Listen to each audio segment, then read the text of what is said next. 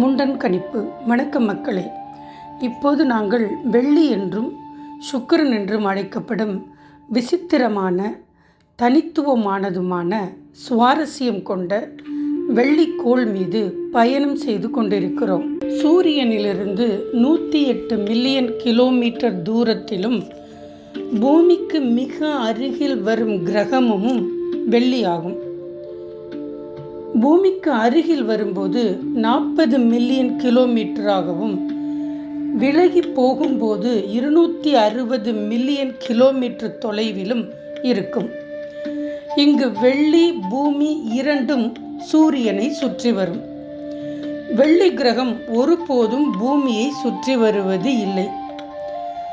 ஆனால் வெள்ளி கிரகமானது தன்னைத்தானே சுற்றி வர 243 நாட்கள் எடுத்துக்கொள்ளும் போது சூரியனை சுற்றி வர மட்டும் 225 நாட்கள் எடுத்துக்கொள்ளுகிறது.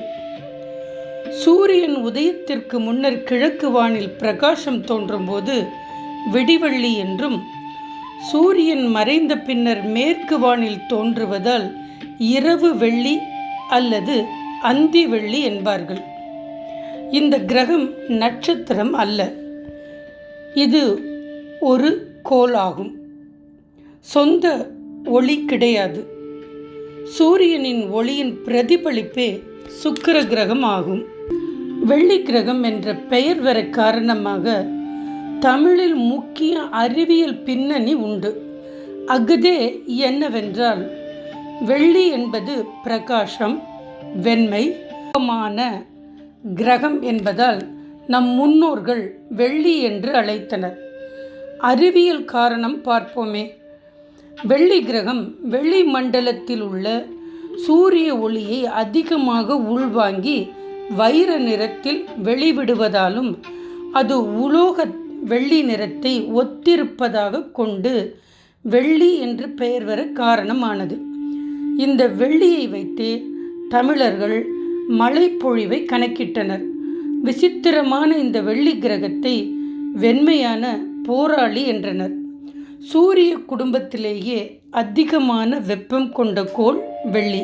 வெப்பநிலை 465 பாகை செல்சியஸ். இரும்பு கூட உருகி போய்விடும்.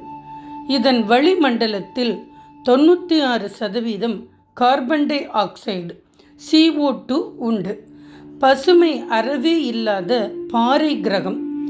இதற்குள் அடர்ந்த மேகங்கள் சல்ஃபரிக் அமிலத்தை மழையாக பொழியும்.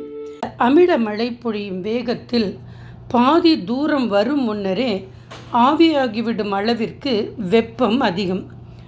பூமியை விட வெள்ளியின் தரைப்பகுதி 90 மடங்கு அழுத்தம் அதிகம். இது ஒரு ஜட கிரகம். இந்த வெள்ளி கிரகம் எப்போதும் ஒரே இடத்தில் தெரிவது இல்லை. இதற்கான காரணம், மேற்கு வானில் சூரியனுக்கு பின்னாலும் கிழக்கு வானில் சூரியனுக்கு முன்னாலும் இன்னும் சில நேரம் சூரியனுக்கு நேர் பின்னாடியும் அல்லது சூரியனுக்கும் பூமிக்கும் நேர் முன்னாடியும் வரும். இந்த காலத்தில் சூரியனின் அதீத வெப்பத்தை நம்மால் பார்க்க முடியாமல் போகிறது. இப்படியாக இந்த கிரகமானது மறைந்து தோன்றி எதிர் வந்து விசித்திரமாக மாறி மாறி காட்சி தரும்.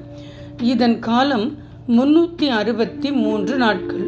ஆளும் மக்களே, இந்த வெள்ளி கிரகம் மனித வாழ்வில் இன்றியமையாத ஒரு பாறை ஒளி கிரகம்.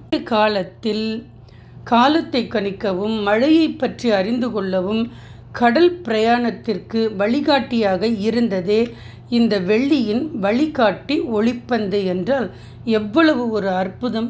சூரியனின் ஒளியை ஒருங்கே வாங்கி வெளிவிடும் விசித்திர கோள். நிலவைப் போலவே வெள்ளியும் தேய்ந்து வளரும் தன்மை உண்டு. முண்டன் கணிப்பில் வெள்ளிக்கோளானது ஒரு நாட்டின் வானிலை, விவசாயம், பங்குச்சந்தை, செல்வம், கலை, பெண்கள், அரசு, அமைதி இவற்றை கணிப்பதற்கு பயன்படுத்தப்பட்டது. மக்களே, இங்கு ஒரு விடயம். இந்த வெள்ளி கிரகம் பற்றி பெருமையும் நன்றியும் நாம் சொல்லியாக வேண்டும்.